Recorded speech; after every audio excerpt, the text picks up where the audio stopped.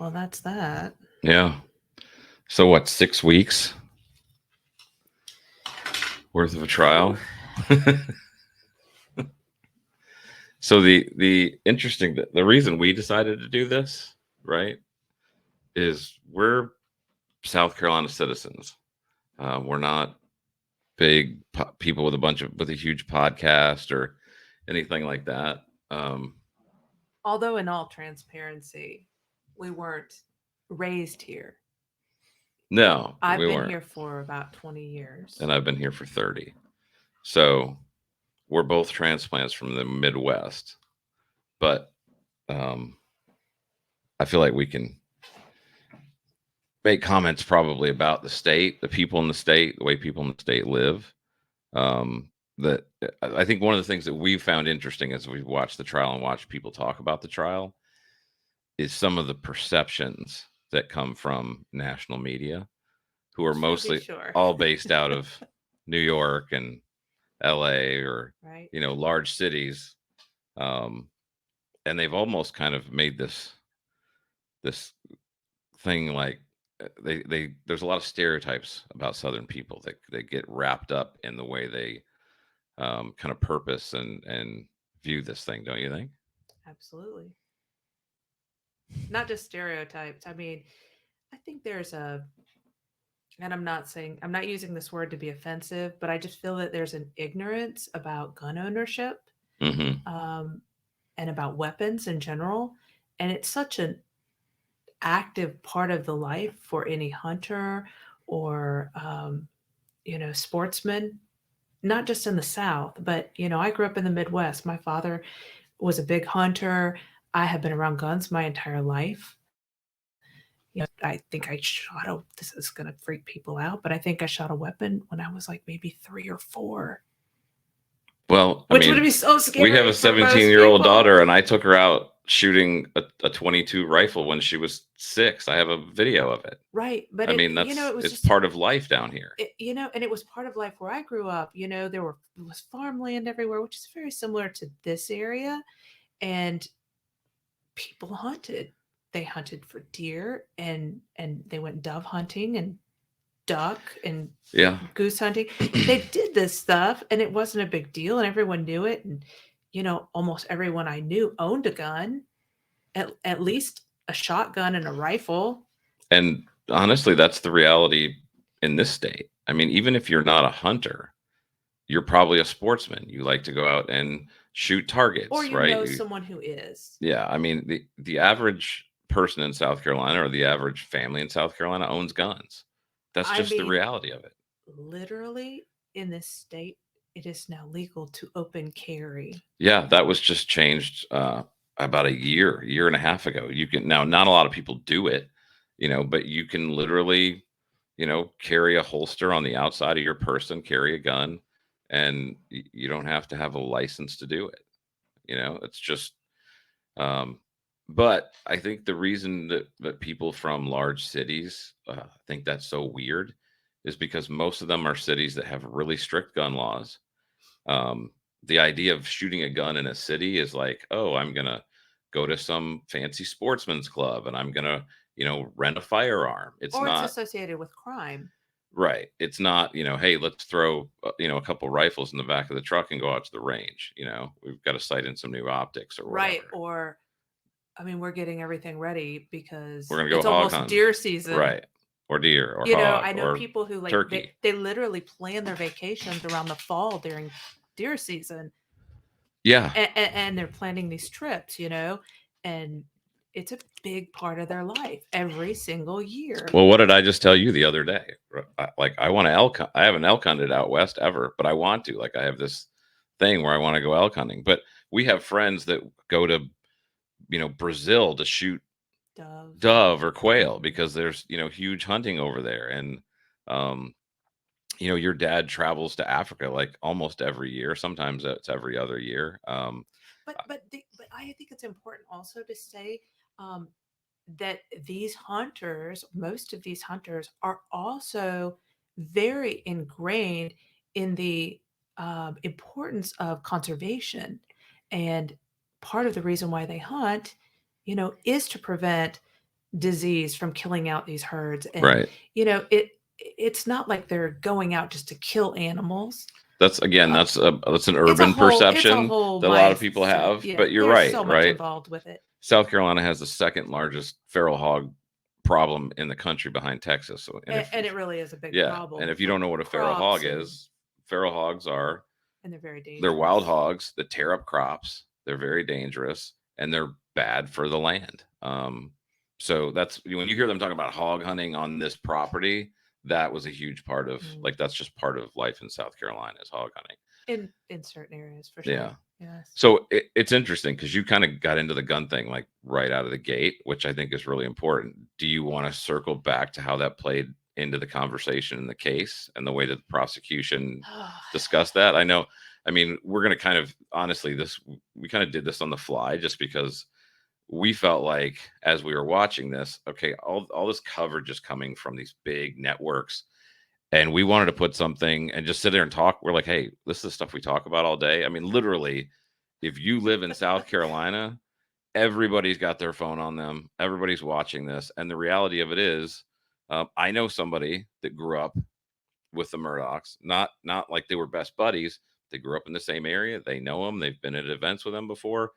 Um, the South is South Carolina is not It's a small it's a state. small state, and when you're used to being in a big city that just goes for with people for miles and miles and miles, the way that things are in the South is, and South Carolina especially, is you've got a couple medium-sized towns, Columbia, Greenville, and Right. Charleston, and then everything else is small rural towns, and so there's tons of space in between them, and families know families. They do. I mean, that's that's actually one of my points that I Yeah, talked about so many times. I don't understand why they wanted to keep this trial in that county. You know, they're talking about the financial crimes that he has admitted to, and there are over, almost 100 counts. And how in the world did they find a jury of 12 people and some alternates who were not in some way related to people who were affected by these crimes, knew people that were affected by these crimes, or have a friend who knew? It's just so intertwined in these small communities. And, if you've ever lived in a small town, I lived in a small town growing up, and you knew everything about everyone pretty much. I mean, gossip and innuendo, it runs like water right. in these small communities. And it's not always true, but a lot of times there's a shred of truth to it, at least. I just I don't see any way that they could have found an impartial jury. And the fact that they came to a conclusion so quickly, in my mind tells me that the decision was already made. It was made a while back. How early, I don't know. Um, this is not a case that I followed from the beginning. I remember when he got arrested, and when the attempted suicide gone bad happened. I remember all of this. Well, in 2020, did this big thing on the boat, incident, Right. which there's so much backstory to this whole thing, right? Really That doesn't is. even have anything to do with this trial. But with that said, as I started watching the trial and watching it unfold, I just had this thing in my head that I could not get out. I'm a parent of 4 children, and I'm sitting here thinking, I don't understand this. Like, what is the motive? And, the prosecution, I think they knew they didn't have a great motive. At least in my head, they didn't. And so at the end, they made a really big deal out of the fact that they didn't have to prove motive. And I think that probably helped sway the jury, if there was anyone left to sway. There's no question, which it's super interesting. If depending on how much you followed this, in the state of South Carolina, you don't have to prove motive. The state doesn't have to prove motive. And that's something that you and I, as we watched this, I even said, if I was on the jury, it would have been hard for me to dismiss motive, even though it wasn't, even though the judge said, hey, motive doesn't play a part, you don't have to prove motive. That's one of the hardest parts for me in watching this entire case and just kind of listening to the state's case, listening to the defense's case.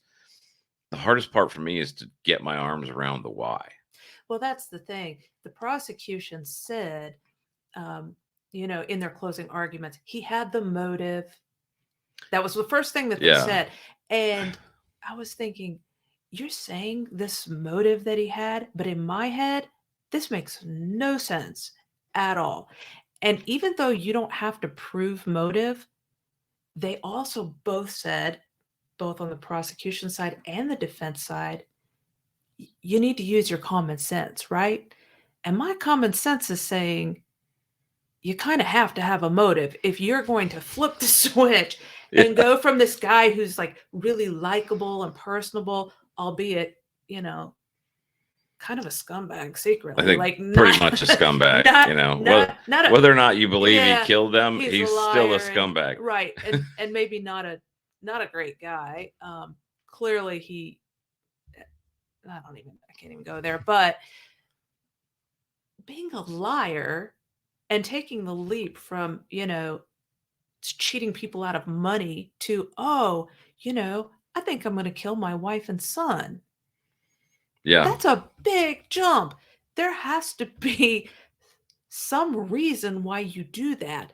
And that was the part I could never get my arms around. I'm the same way. I mean, when his proposal of motive was that, all this financial stuff was, the house of cards was falling. He was going to be arraigned for that in just a few days. And that the motive behind this was to basically garner sympathy and to overshadow that. That's kind of absurd. And the national media has jumped on that and been like, oh yeah, that makes a lot of sense. That makes no sense. Like, no, I don't care how much your life is in the tank. You don't go from, I've got a ton of financial problems and I'm going to get arrested for embezzlement to let me kill my son and my wife. So okay. So so the real, okay. So I just have to say about that, last fall, someone that we knew,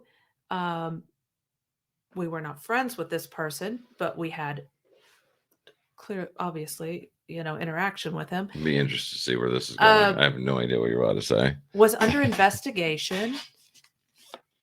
I'm talking about Scott Foster. Oh, he the whole rock star story. Oh my gosh.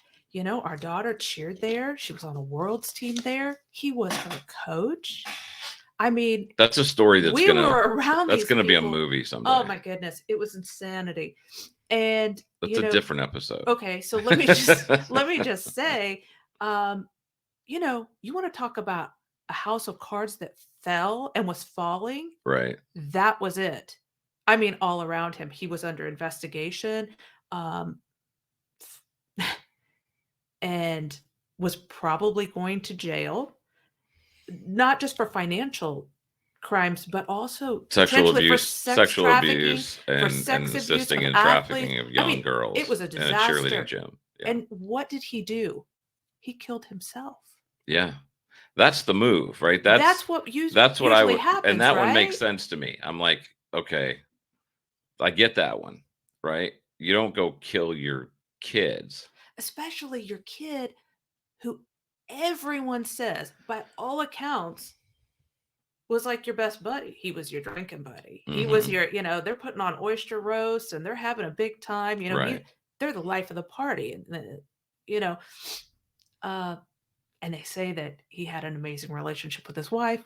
I don't know if he did or not, but by everything that everyone around him says, people who knew him really well and people who maybe didn't know him really well, they said she was an amazing person and she was sweet and they had a good relationship. And it's just, none of it really makes sense. And that was the, was the part I just couldn't get my arms around. Yeah. There's all these other little things. Well, that's kind of what I was going to say is I think probably the interesting thing, and we kind of have to decide, I guess, whether we do this all in one shoot or whether we kind of, do this in pieces. But we did this the other day, right? We kind of just started going through the case, Mhm.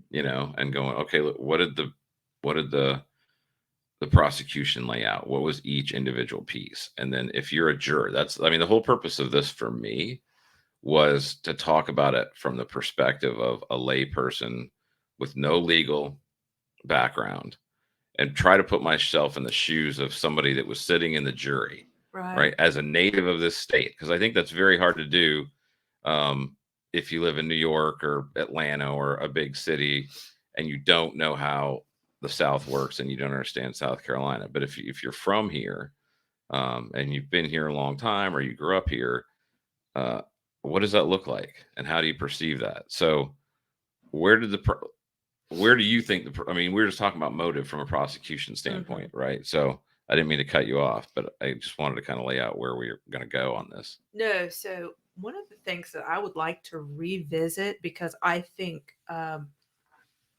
didn't think this would happen, but I think it did. There's two areas where I felt like um, there was false information that was presented to the jury, and the defense really didn't do a good enough job uh, going deeper to show that it was false. And they mentioned it. One of the items they mentioned, but they didn't go very deep into it, and that was the shell casings on the rifle, Mm-hmm. and the fact that they didn't have the gun, and it drove me crazy the way the prosecution kept changing testimony and saying, these were family weapons. Well, they don't know that they were family weapons. They know that the family had those weapons. Right. And I think people outside who are not they don't know very much about guns, they think, oh, this was a blackout. This is such a rare gun. It's a unicorn gun. Somebody Only must have made it out of a no one has these, in the state of South Carolina. That's crazy. Right. That's crazy. So let's just real quick. A 300 blackout is an AR-15. Okay. Which is very common. It is the most common sporting rifle out there, and it is the most common rifle used for hunting, hogs, things like that, right? If you're going out deer hunting, you're going to use a different round, a different kind of gun. But for just general purposes, if you're on a farm running around in a Ranger or something like that, and you need to keep a gun in your truck, it's usually an AR-15, right? Right. So most AR-15s are chambered in 5.56 or 2.23. That's the standard. But a 300 blackout is just a subsonic round, which means it travels below the speed of sound. It's quieter, and if you put a suppressor on it, it's almost silent. And why do they do that? And For why do hog they do that? hunting? Right. So Why? they hog hunt at night, right? And they're also trying not to scare other hogs, and also people are trying to be respectful of their neighbors. If you're out hunting at night and you've got 1,800 acres of land, or even if you've just got 30 acres of land, which is common down here, a lot of people have 20, 30 acres of land, right? At one point, we owned 100 of acres of land just in a rural area, same thing. But that land usually backs up to somebody else's house. Right. And so if you're out hunting at night, very frequently people will use a suppressor and run a subsonic round because it's quieter. Right. So a 300 blackout is not a gun that like no one has. Right. Will you talk a little bit about how they tried to link the shell casings that they found to indicate to the jury that they knew for sure it was a family weapon, and how that was not true? Yeah. So I thought that was very misleading. So to begin with a rifle, if you actually have the weapon, right, you can take the barrel and you can look at the barrel and compare it to the actual bullet, because there's a specific rifling in the barrel, and you can match those two together. So you can say this gun killed so and so, right? Right. But they didn't have the rifle. The murder weapon was not there. They just had a kind of rifle, right? They knew it was a 300 blackout because the shell casings were on the ground. Right. But you can't look at a shell casing. Okay, the way that a gun works is you've got a shell, the bullet's inside the shell, right? The firing pin hits the primer, it ejects the gunpowder, shoots the bullet out, right? You can't look at a shell casing and go, oh, this shell casing was shot by the primer's not specific to the rifle like the rifling is, right? You can tell and go, hey, this is a 300 blackout, but you can't go, this is this 300 blackout that belonged to this person. The primer doesn't tell you that. Right. And so they also said that, didn't they say the primer, the markings, it didn't match or something? Do you remember? I don't remember what they said there. I'm not sure.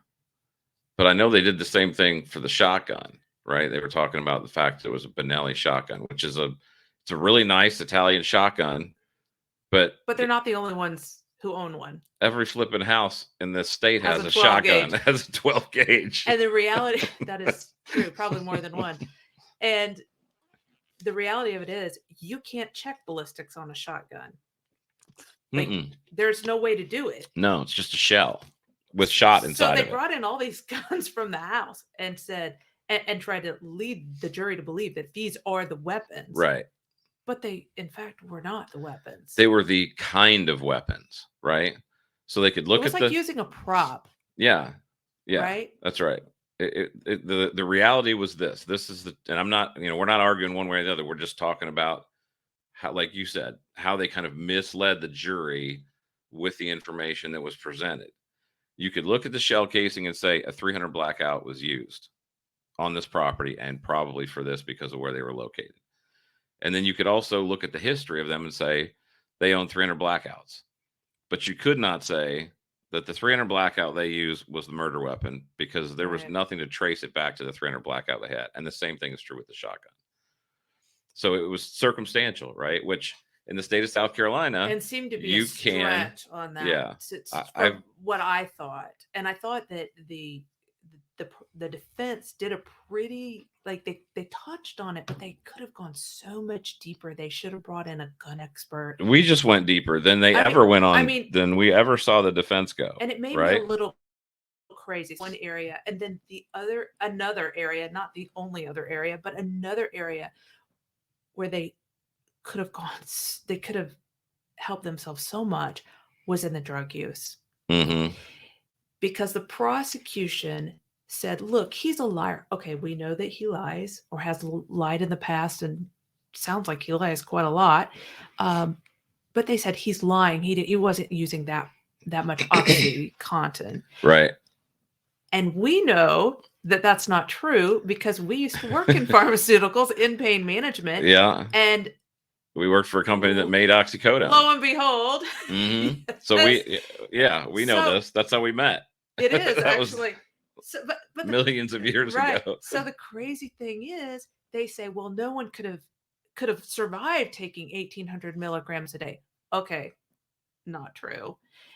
The guy's been on it for 20 plus years, number one. So he has a huge resistance to it. It's not going to affect him the same way it's going to affect someone who's never taken it. So talk a little bit about that for people that don't understand opioids and opioid dependence and tolerance. So in general, when a person takes a pain medication, whether it's I had back surgery, I had knee surgery, right? Whatever. Whether it's for pain, mm-hmm. or for recreation, but let's just assume it's initially for pain. That's what we said it was initially for. And you take it. The science has shown. I mean, my gosh, there's been so many documentaries on this, with Purdue and OxyContin. Well, what was the movie we watched with Michael Keaton? Dope Sick? Dope Sick, yeah. Right. And there's another one, an HBO one. Anyway, so they know the science is that, yes, people do develop a dependence on it, and it's super hard to get off of. Mm-hmm. And you will go through withdrawal when you try to come off of it. They know this. This is scientific fact. Bad. The withdrawal is bad. Yeah. And they also know that when a person starts taking a strength of medication and they're on it for a while, it takes more milligrams to yield the same exact result, the same level of pain management, or the same, euphoric feeling, if they're not taking it specifically for pain. They also know that when it is being taken for pain, that pain kind of counteracts the side effects of opioids.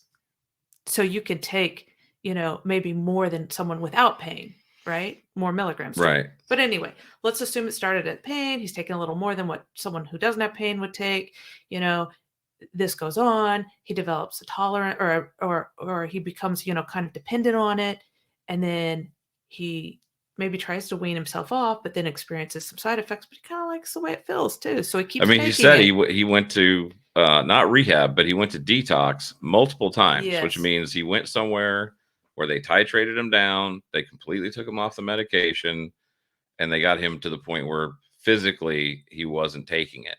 Right. But the body still, there's so much science behind this. Literally, we could do a whole show on this, but the reality of it is, when you take an opioid, it binds to a receptor in your brain called a mu receptor, and it creates a feeling of euphoria. Right. So This is scientific. yeah, This is not this is something that's science, just right? a This is true. opinion. Okay, so we know this. So even when you get off it and your body's not physically dependent anymore, it takes your brain months to start producing the chemicals that it stopped producing when you were taking the opioids, and you feel terrible. Not just like withdrawals, you get kind of depressed, you get tired, like you just feel like crap. Right. And so there is a draw to go back and start taking again, right? Because you don't want to feel that way. Right. And every time he went and Detox. detoxed, he ended up back on. Right.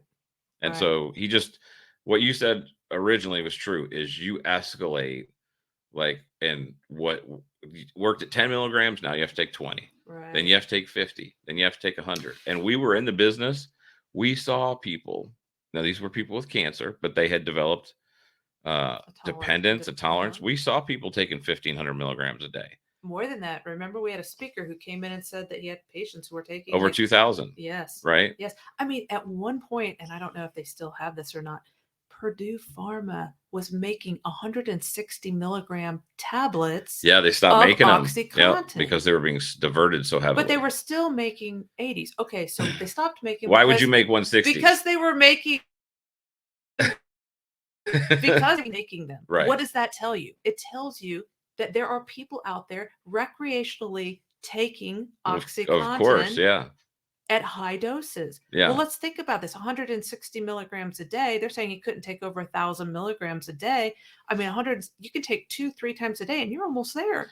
The idea that you couldn't, because you're right. The prosecution said, "Oh, no one could take that much OxyContin." It would kill them. That's total BS. We've seen people take it.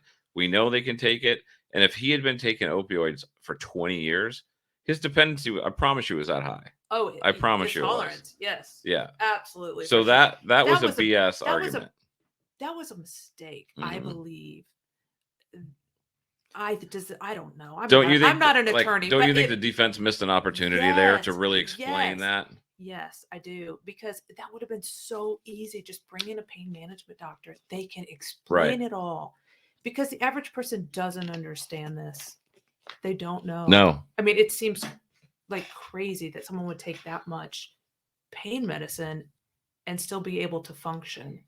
Yeah. So that's two, right? You've got the opioid thing, which was we're not saying he wasn't taking them. He obviously was, right? But again, how did the prosecution lay it out, and where did the defense miss an opportunity? The opioid thing and the gun thing. Those are two of them right there. Right, because the prosecution used it against him. Yeah. They said, "Oh, just another lie. Just another lie. Right. He lies all the time. Lies all the time. He couldn't have taken that much. He wouldn't even have been able to walk. He would have been dead. He would have he couldn't have done that." I agree with you completely. That was an easy one to show, in my opinion. Yeah. One of the things that I saw a lot of commentators talk about, and this was before the verdict, right? Before the guilty verdict, was his affect, how likable he was on the stage or on the stand. I heard it kind of was a stage. Yeah, I heard one person use the term colloquialisms. These cute Southern colloquialisms. Like they're all staged, right? Yeah, like he was kind of making it. Like, guess what? That's what people are like down here, right? They really do talk like that. Now, I mean, if you don't know South Carolina, and if you don't know the South, like if you're from up north or out west or something, and you don't know the South, people kind of think there's one accent, right? There's probably 6 or 7 just in the state of South Carolina. The accent's different in Charleston than it is in Columbia, which is different in Columbia than it might be out in like a little town like Peeling, which is literally 20 miles away. it's different. Right. I mean, And you have accents that are kind of that Southern aristocracy the accent, Charleston that's thing. Yeah. Charleston. And then you have these small town accents where It's very literally it's country. almost hard to understand what they're Right. saying. Yeah. Like some of the words, I've never even heard They of them talk really before. fast and it runs together and it's really strong. Hmm. Um, but they're from the low country, which is, kind of it's, I don't want to say swamplands. It's It's close beautiful. to It's the Charleston, right, but that's but not it's the not. accent. No, it's It's very, country. it's country, and they talk slow. Everybody has a nickname. Everyone has a nickname, Paw Paw, That's you not know. strange. No, but for the average person and for these, people at Fox News and MSNBC and CNN, they think it's like some big show, right? Every kid has a nickname down here. That's true. I mean, Just about, yeah. like our kids all had nicknames, Right. and sometimes you keep calling them by their nickname when they get older. Sometimes you don't, but Our youngest daughter probably has about 5 or 6. yeah, and that's really normal. So the fact that the media made it sound like that was um, some big show, it's not. It's just the way people live. It is, And yeah. it's one of the things that bothered me when I would watch. I mean, if actually we watched more local coverage of this than we did national coverage because I Right. personally, I just felt like the national coverage didn't get it. They didn't understand South Carolina. They didn't understand the South. And so I was kind of put off by the way that they talked about the South. And I thought the local coverage was better because they just focused on the case. Well, I mean, I think you can only dissect a situation within your own realm of reality, right? And if you have never had any exposure, true exposure to the people down here, I mean, it's very different. And, you know, we, for the majority, I mean, church is really important. It's a part of, it's very, embedded in the culture. People go to church on Sunday. They, and not just to worship, but it's kind of like a It's social event. I mean, it's like, Yeah, I mean, if you meet somebody down which here, church that's do you that's go one of the to? questions you're going to get asked, right? Where do you go to church? Where your kids go to school? What do you do for a living? Where do you go to church? That's right. That's Hmm. right. So that's one of the things. And, you know, but people also like to get together and they like to tailgate and they're all about their football. And, do you pull for, pull for USC and Columbia, the Gamecocks? Are you a Gamecock or are you a Tiger? Hmm. Clemson. I mean, there is no other teams. No, and there's no Like, pro teams like the big cities, right, where they all live on their pro sports. Everything down here is college athletics, and right. and in South Carolina they treat college athletics like Philadelphia treats the Eagles. Like that's Yeah. on Saturday nobody's anywhere but in one of those two stadiums usually. Yeah. I mean, but the other thing that is a big deal down here is family. Yeah, I yeah, mean, your family's everything, and you'll do anything for your family. Like you stick together. yeah. So I know we kind of touched on that before, but dive a little deeper on that, right? Because that idea of he would kill his wife and his son because of his financial So problems. Like so let's go I back. can't get over that one. Like, I can't and either. and I'm going to preface this too because if people are watching this and they're like, oh, these people think he's innocent. I'm not saying he's No, innocent. I don't know. I'm saying I don't think the prosecution did a very good job because when I would watch all these national media shows, they're all like, oh, he did it, he did it, he did it, and I'm like, where is that coming from? Now, I don't maybe if know. you like live in New York or, one of those towns where it's like, oh, hey, I leave, I get married, I have my kids, I see my parents once a year, you know, that's, Yeah. but in down here, it's not like that. I mean, we usually all live within about 15 miles of each other. Our kids grow up around here. They And, have kids like, and 15 miles for someone who lives in a big city like New York is probably like you live on the same block. right. you Yeah. know, I was going to say, we you drive live in the everywhere, same right? It's not neighborhood. like we're getting in an Uber and going somewhere. Like if a 30-minute drive is nothing around here No, to get to something. that's nothing. And but family it's everything. And it was interesting because after the verdict came in and he was guilty, and all these people were like, oh, he has no soul and he's this and he's that, and we knew it all along. And I'm sitting there going like, oh my gosh, like everybody no jumps on the soul. Yeah. the bandwagon afterwards. I'm like, okay, that's ridiculous. Everyone has a soul, but it was silly. But the point is, they want to, on one hand, I hear these same people on one hand saying, oh, he's a monster. He was trying to, orchestrate this big thing after the boating accident, and not let these kids talk to anyone, and trying to pin it on someone else. And, that was terrible. It really was. But then my brain's going, yeah, but I'm not really surprised, because number one, he's an attorney. He's like trying to divert the attention off of his son because he loves his son and he's trying to protect him. And he's like, oh crap, what am I going to do here? You're talking about the boat incident, the boating or the accident, drunk driving thing? The boating accident. Okay, Let's talk about gotcha. the boating accident Yeah. first, And so I hear these people talking about it on national news, and they're like, he was a monster, but, it wasn't right what he was doing. But I get what he was doing. Like, he was trying to protect his child. And I'm like, okay, if you're going to go to those extremes, right? You probably love your child. You probably have a good relationship with your kid, and you just want to protect them, right? Because look at what did he, when they were at the hospital, right? His son was in the hospital. There was three other people in the hospital after this boat thing. He goes into the hospital and he's in there flashing this solicitor's badge around, which we know he shouldn't have had to begin with, but he's flashing that badge around and like trying to get everybody's story straight to cover his son. He's wrong. He shouldn't have done it. But how does that jive with, oh, I've got money troubles, I'm going to kill that same kid that I'm working so hard to protect? Yeah, that I literally probably just put my law license on the line for. Yeah. And cast aspersions on another kid to try to make people think he was driving the boat.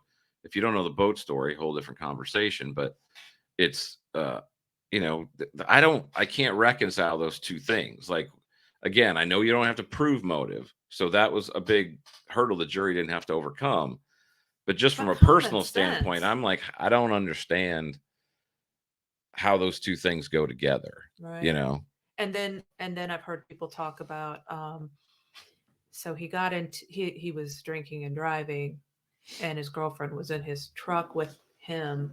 This is several years ago. This is before the boating accident.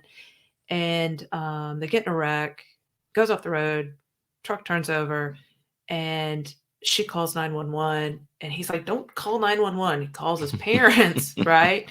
And mom and dad come out to the scene, and the first thing they do is they're like getting rid of the beer cans and stuff. Yeah. Right. Because they know that. Wouldn't that be a normal mom and dad thing? Like, if my kid got into, I'm probably going to get slammed. But I'm like, I mean, if my kid got into an accident, there'd be a big enough problem with the accident. Right. Okay. So we're in the South. So this is what you're saying. You freaking knucklehead. Like, what were you thinking? Yeah. Right. And you're also at the same time throwing with beer cans. Like, you're a freaking idiot. Like, what the hell are you doing? That's what we'd both be saying the same thing. We've got 4 kids. We've had plenty of idiot moments, right. But at the same time, you love them and you're trying to, so that to me, that hoping that at some point they're going to grow up and the frontal lobe is going to develop enough that they're not idiots anymore, right? That they don't make bad decisions, and that they think in advance, and they don't have that reptile brain anymore. It usually happens, but for boys, it happens really late in life. Yeah. And I feel like that's probably what his parents were probably thinking too. Yeah. I mean, obviously the whole conversation about what kind of person Paul was is a different conversation, but I think what's happened is they've had a string of things in that family. And so it's easy to take all those things and pull them together. I'll be very clear. I'm not saying that what he did was right. What he did was not right. But the purpose of the conversation is to say, how do you focus your entire life around protecting your family from anything bad that happens, even to the point where you're putting your career and your law license in jeopardy, and then in the same turn, a few years later, decide to kill your wife and your son. I mean, let's just say not a few years. Let's say I mean, it was only 2 years, right? let's Well, say the boat this. wreck was. Well, hold up. Yeah. Let's just say, I mean, we all heard the tape at the kennels, Yeah. you know? Yeah. And there's no like Agitation there's or nothing happening between the three of them. They're all talking. it sounds like And the dogs another night. run up with a chicken and got one of the chickens, and they're like, "Oh, it's a guinea." No, it's just a chicken. He's like, "Get over here," and gets the chicken out, and he's like, "Oh,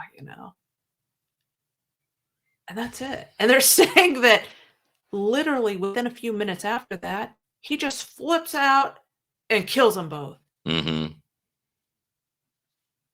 And then calls people and acts like nothing happened. Does that make any sense? No, it doesn't. That doesn't. I've just never been able to wrap my head around. The other thing that I can't wrap my head around that's directly related to that is the 2-gun theory. Yeah. Right. The idea that he's like, okay, if let's say I'm going to lose my mind, right? I'm an average, like I'm on oxy and I've taken so much and I'm a crazy person and I don't know what I'm doing. I never am any other day, but I am this day. Today I have no idea what I'm doing and I'm completely clueless and I've gone psychopathic, and I'm going to kill my wife and my son and I'm going to do it with 2 completely different guns, right? In a state of complete like lunacy, right? I'm going to shoot one of them with a rifle. Well, which one did they say was killed first? Paul was killed first. So I'm going to shoot Paul with a shotgun, and then I'm going to put the shotgun down, and I'm going to go pick up a different gun, which I've put right there, right? It's not like, okay. Did I shoot Paul with a rifle, and then I ran to the barn to get the blackout and come back? It didn't work like that. They said they were shot pretty quickly in between each other subsequently. So you'd have to have 2 guns staged. Or there's 2 shooters. Right. So that's the only way that works. I guess what the prosecution was saying was, he was thought about it enough that he was going to make it look like it was somebody else. But then that kind of gets you outside of the part of him being a lunatic and being, in some kind of state of. Can I just ask this question? Do you not think? Okay, so we've already established the fact that we're comfortable with guns and hunting. Do you not think that if our kids were, cleaning up after the dogs and doing some chores and I'm down there, do you not think that they would think it was very weird if you walked up with 2 guns and set them on the side, next to where I'm working or where one of our kids is working? Like you just kind of show up and then. I don't know if they think it was weird. They'd ask me what I was. They'd be like, "What?" They'd be like, "Are we going hunting?" They'd be like, "Are we going to the range?" But it's night. It's nighttime. But they hog hunt at night. But they had a shotgun. Yeah. Why would that would be super weird? I don't know. I mean, in that setting, I don't know if I would have thought it was like super weird that he walked up with guns. But I for sure think they probably would have asked something about it. But I kind of go back to where you were, which is he's just sitting there talking very natural on the audio, and then supposedly it happened like, seconds later or a couple minutes later. That just doesn't really make sense to me. And I don't have enough knowledge about forensics to dig into all that kind of stuff. But, I know that. Oh, that makes me think of something else that I thought was super strange. What's that? And I really felt like the defense missed the opportunity here. They should have brought in another witness on this just to corroborate the other witness. They did bring in one person, right? Mm-hmm. Okay, we know that this crime scene was not protected well at all. Oh, yeah. Right? Yeah, you're right. But the bodies were not appropriately checked for time of death. The wet bulb to check temperature versus doing the correct. They established time of death with the phones. Temperature with the rectal thermometer on. That's the proper way to do it. Mm-hmm. Why didn't they do that? I mean, it sounds He put his hand under his arm to. You can't even check your kid's temperature that way. the entire crime scene was a mess. I mean, that's I from whatever, but it sounds to me like most people are in agreement that SLED and whoever handled the crime scene botched it. Right? They didn't take tire tracks. Right? How about I mean, fingerprints? again, they could have gone. I mean, it's a farm. It's not like you're driving on pavement. Everything's dirt. Right. Everything's mud. You could easily have gone out and made imprints on every tire track out there. How about the black light for blood splatter? Yeah, they didn't do blood spatter with any kind of a black light or anything like that. They just I don't even know if they did. I'm trying to remember what they said on the forensics when it came to blood spatter, but I think they only tested the shirt, right? Oh, that's a whole different issue. I mean, that's a different conversation. That was the prosecution actually misled a grand jury to get the indictment with false evidence from the shirt. But they didn't really see the email. Right. He didn't supposedly see the email. How often do you not see your super important emails on an enormous case that you know you have coming up? Yeah.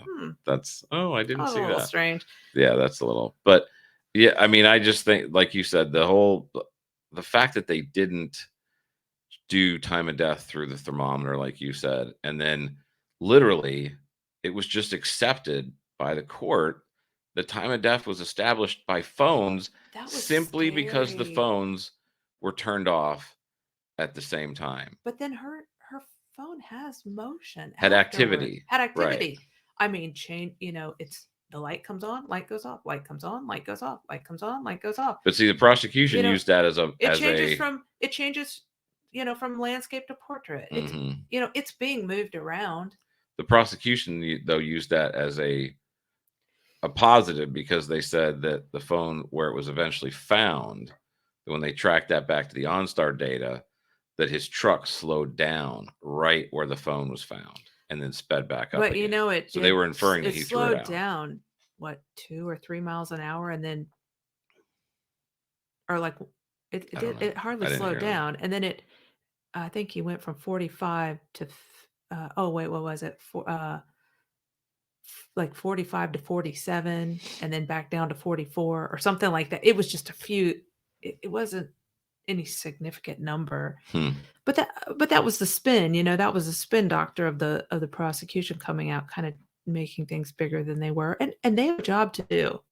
I get that. I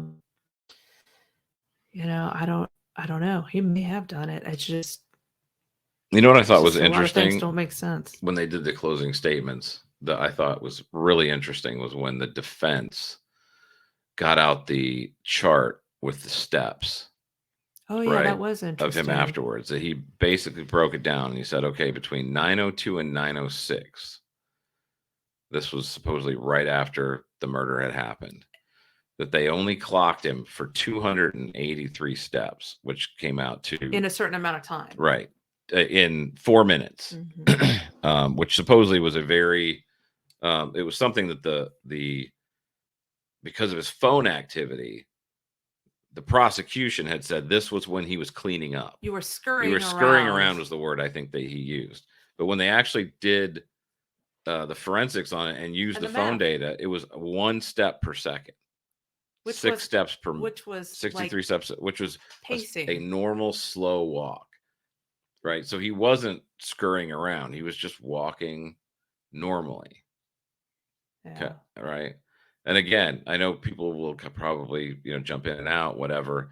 We are not arguing for his innocence. We are talking about how weak we thought the case was by the state. And some discrepancies.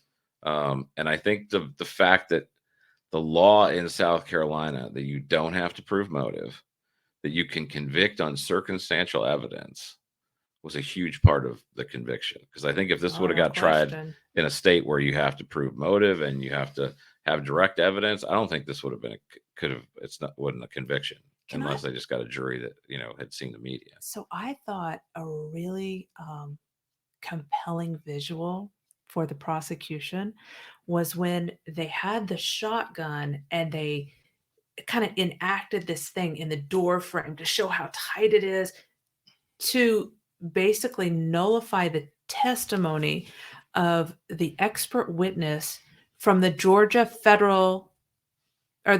Bureau of Investigation. Mm-hmm. I mean, he's a very, very credible witness who testified that the way the blood splattered and the way that the skull ejected the brain was through the back, right? And it had to do with the gaseous pressure within the cranium, all this stuff. It was very interesting.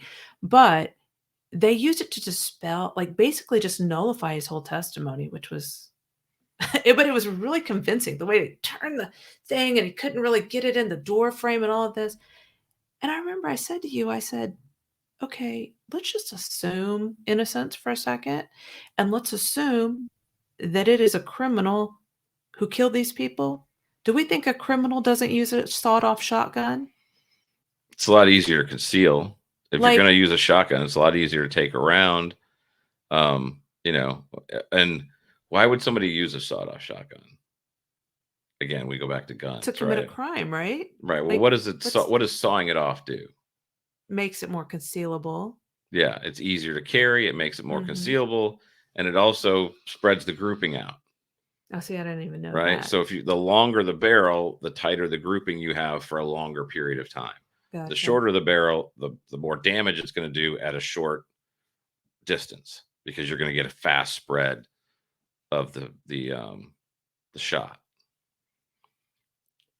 But none of that stuff was ever even discussed. I mean, they didn't even bring up the idea that it could have been sawed off. I mean, I felt like that moment with the gun was kind of an OJ moment with the gloves. Mm-hmm. Do you know what I mean? It was such a powerful visual. The visual. That it was like, oh my gosh, that is ridiculous. There's no way that they could have gotten that gun around it. Like, I'm watching it and I'm thinking that. But at the same time, I'm like, well, there's nothing to say it wasn't a sawed-off shotgun, or, you know, that he fell forward, or they don't know.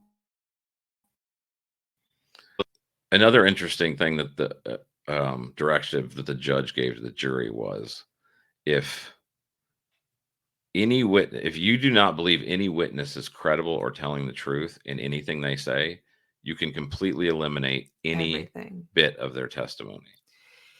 Yeah, so which allows the jury, if they're questionable about anything, it allows them to dump a lot of information out of their brain and go, okay, that doesn't even play a role in my decision. I know.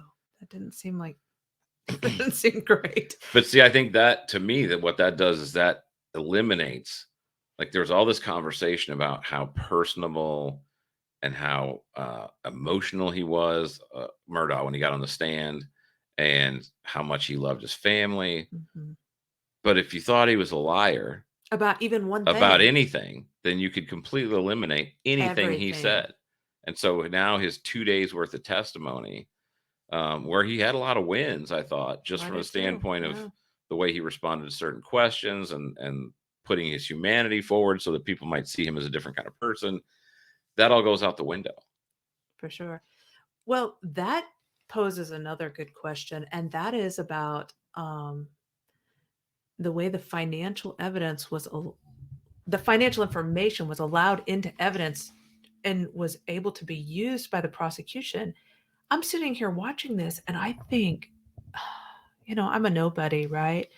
But I watched that judge and I'm like, he seems very biased. To me, he seemed very biased for the prosecution. And I don't understand how that information should have been allowed into evidence when those cases have not been tried. He has never been convicted of any of those crimes. Right. Now, he got up there and admitted it, which poses I mean, I felt like he had to, because he had to say, listen, yeah, I did this, I did this, I did this. But in all honesty, I don't think that information should have ever been allowed into this case. He was not on trial for being, you know, a dirtbag. He was not on trial for. I think the judge, maybe I heard this wrong, but I thought the judge said he let it in because he had admitted it to his partners already, that he had already admitted. But that's hearsay. It might have been in an affidavit. I don't know what. I don't know the details of the financial cases at all, other than what was disclosed at the. I thought it was interesting, and I thought that it was something that probably shouldn't have shouldn't have. I mean, it makes everybody listening. Oh, I mean, how do you just look at the evidence after that? I mean, really. I don't know. It was kind of a strange thing. I thought it was strange I was too. trying to look at my notes because there was something else that I was going to bring up, and the blue raincoat thing. I thought that was weird too. The prosecution made a huge deal out of that, and it seemed like a nothing burger. Like, yeah, to me too. But they kept talking about the fact that it had gunshot residue on it. Okay, so what they're saying is that there was a blue raincoat that they now say they found in the closet of his father, who at one time was a hunter, and that's and it had gunshot residue on it. And they also said that that's where he hid the guns. Like, that's what the prosecution kept going back to, is that he took the guns with him. That's why he ran over to his mom and dad's house, right afterwards. And was there any testimony that she saw him that night come in with something wrapped up? Shelley said that she thought she remembered him carrying something in a blue tarp. But that wasn't that night, was it? I don't remember, but I think it was, because I think that the prosecution said, or she testified, one of the two, that he had kind of made some kind of a statement to her about, you didn't see me carrying anything, or I can't remember if it was testimony or and look at that. I didn't think it was the same, because they like, the prosecution spent a lot of time on it in his closing arguments, but I don't remember the testimony as well around it.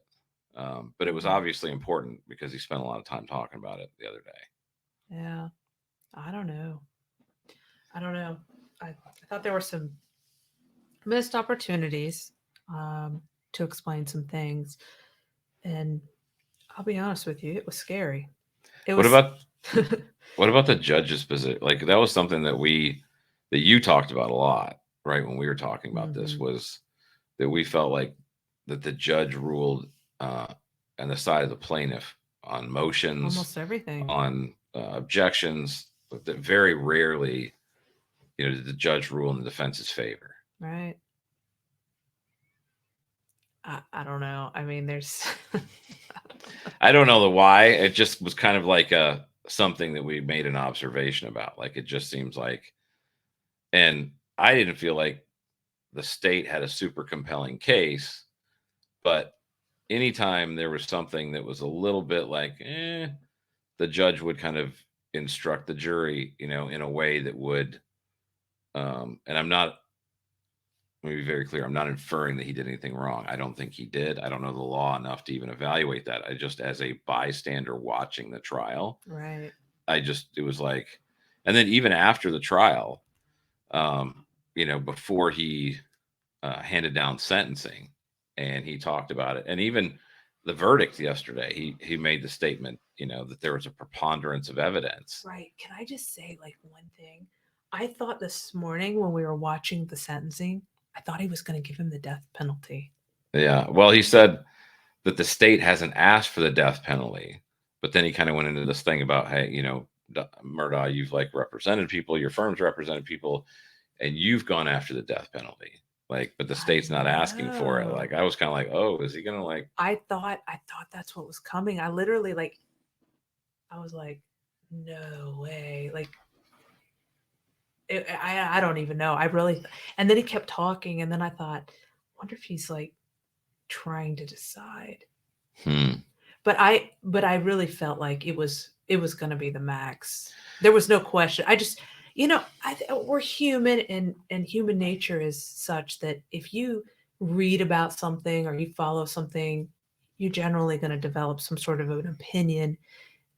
And he probably had a bit of an opinion going into it, Well, I thought the statement that he made today before sentencing was really interesting, when he was talking about how the person standing in front of me right now does not necessarily have to be the person that was there that night, and that he had presided over so many trials where, there was a lot of direct evidence, and that the person who committed the crime, while it was the same human being, was not of the same mind, was not of the same state, wherever, whether it was, chemically induced or just a fit of rage or whatever, was not the same person. And he spent a little bit of time talking about that today before he handed the sentence down. Like, he may not be able to understand. I mean, he might be with us. There's a lot of questions. Like, I wish I knew exactly what happened.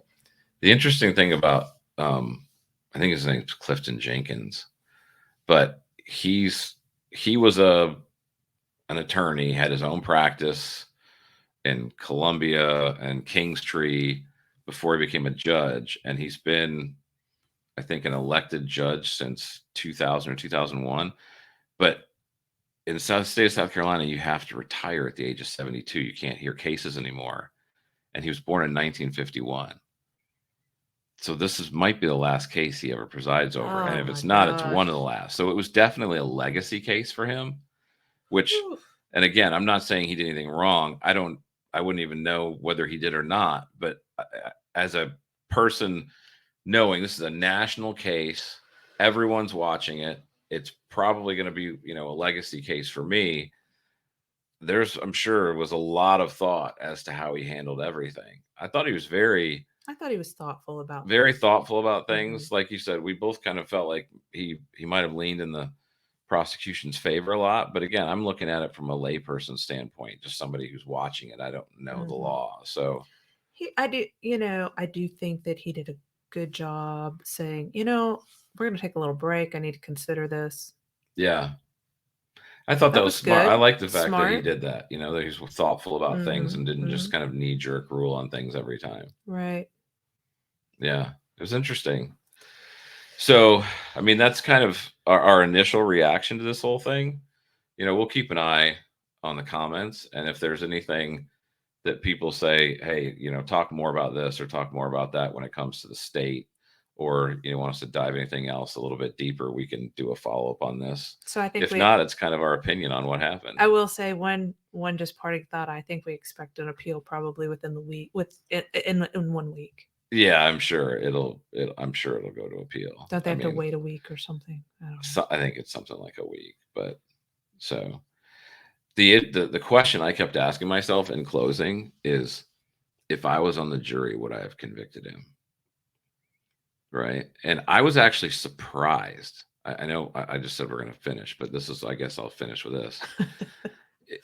I was surprised at how fast it came back. Right. I thought this thing was going to get deliberated for a long time, at least like a week, and we watched the end of the trial yesterday. I know. And I was like doing something. You were outside or something was going on. And all of a sudden I said, like, I saw on news, I was like, I sent you a text. I was like, the verdict's in, get up here. It was like 4 hours after they ended. Not even, like, I don't even think it was 3 hours that they. Yeah. So circling back to what you said at the very beginning, that jury knew for a long time what they were going to do. Long time. But how about the interesting, again. Is this in closing? The juror, right? Yeah. I totally forgot about all this closing stuff, but there was a juror that was removed that morning, yesterday morning, and they had supposedly shared their opinion with some people. And they never said this, but you could tell based upon the conversation with the defense counsel that they didn't think he was guilty.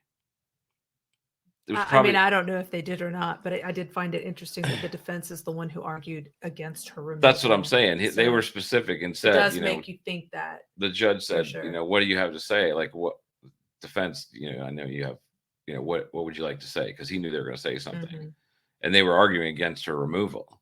Right. So that was probably there. And if they had that person, they might have got a hung jury. Or at the very least, we wouldn't have got a verdict in 4 hours. Plus. Yeah. It's crazy. I don't know what we're going to be looking at on our phones, and I don't know what we're going to be talking to people about for the next week. But it's been a wild ride in South Carolina. To be sure. So thanks for spending some time with us.